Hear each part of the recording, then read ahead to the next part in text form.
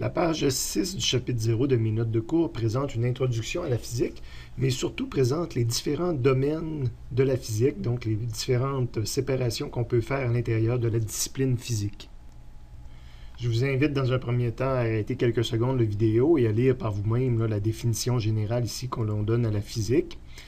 Plus intéressant, je vais séparer avec vous, étudier les différents domaines de la physique. On fait une grande séparation, parfois un peu artificielle, avec l'année 1900, donc avant les années 1900, puis après les années 1900, pour séparer ce qu'on appelle la physique classique, donc avant 1900, et la physique moderne après 1900. Donc, trois grands secteurs d'activité dans la physique classique. L'étude du mouvement des objets et des fluides, donc le mouvement, étudier simplement le mouvement, on appelle ça de la mécanique, donc le cours principal que vous allez suivre.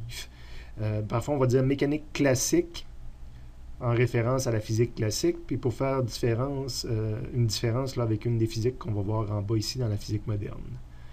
Dans la mécanique classique, on peut aussi parfois rentrer la résistance des matériaux et la géologie là, comme sous-division.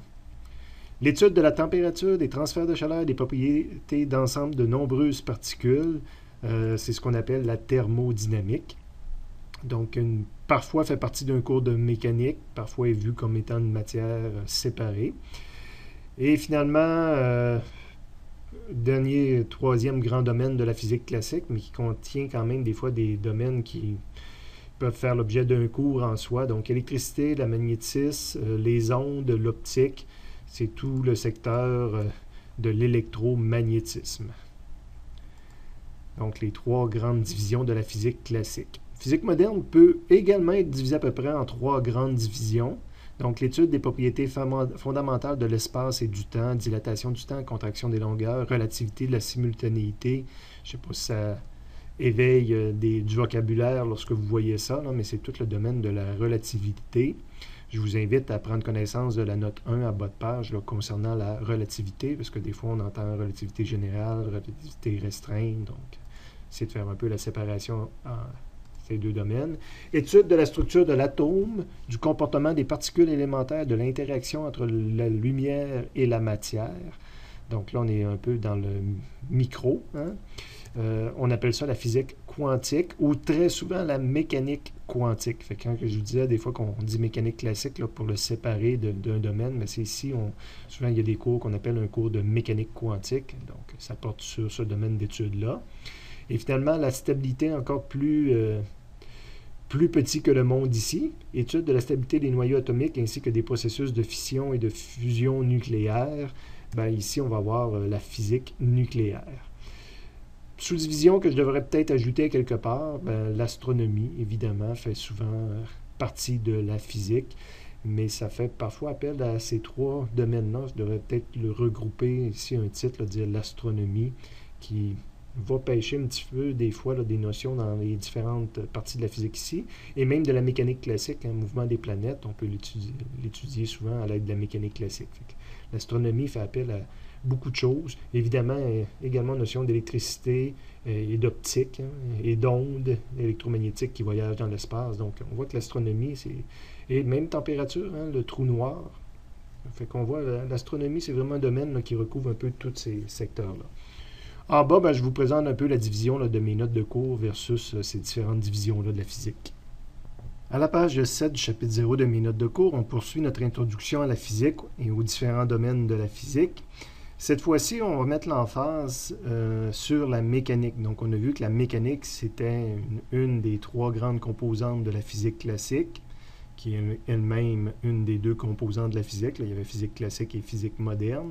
Ben, la mécanique, ça se redivise en différentes grandes parties qu'on va étudier dans la plupart des cours de mécanique.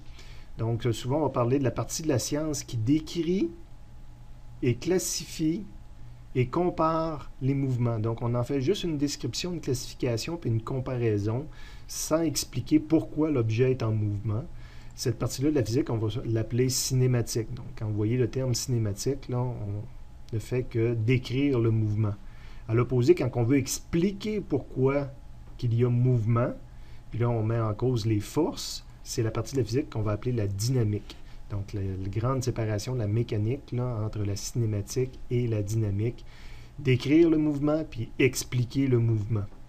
Le mouvement principal qu'on étudie, puis ça peut être autant du point de vue description ou explication, c'est le mouvement rectiligne. Donc, mouvement que l'on assimile à un mouvement le long d'une ligne droite, verticale, horizontale, inclinée. J'ai dit entre guillemets ici rectiligne, parce qu'on va voir qu'on peut même parfois être sur une ligne, sur un parcours qui n'est pas droit, puis assimiler ça à un mouvement rectiligne. L'autre grand type de mouvement qu'on étudie, c'est les objets qui tournent, le mouvement rotatif. Souvent, on simplifie la mécanique, on simplifie les objets qu'on étudie en les assimilant à un point. Donc, vous allez voir souvent la physique des particules. Donc, une particule, qu'est-ce qu'une particule? C'est un objet qu'on peut associer, comparer à un point, qu'on peut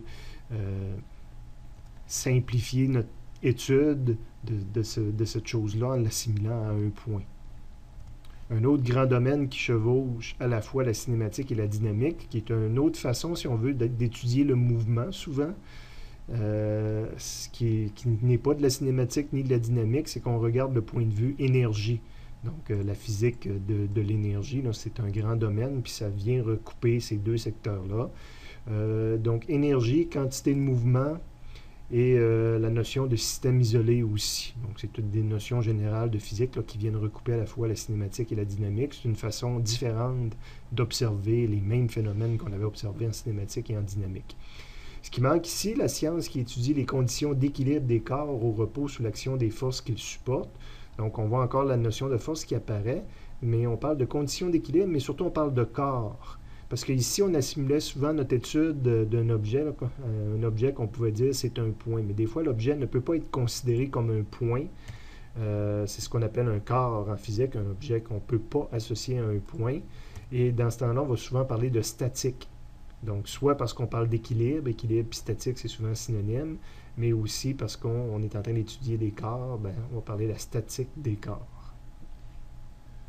Une dernière remarque que je vous invite à prendre connaissance dans le bas, quand on était dans le domaine de la dynamique, on parlait qu'on fait appel à la notion de force, les physiciens ont défini ou observé 4 forces fondamentales. On va voir quand on va étudier les forces qu'il y en a d'autres, mais que si on va toujours au niveau du pourquoi, on explique tout à l'aide de 4 forces fondamentales qui sont listées ici. Je vous invite à en prendre connaissance, mais on en reparlera lorsqu'on fera les chapitres particuliers aux forces.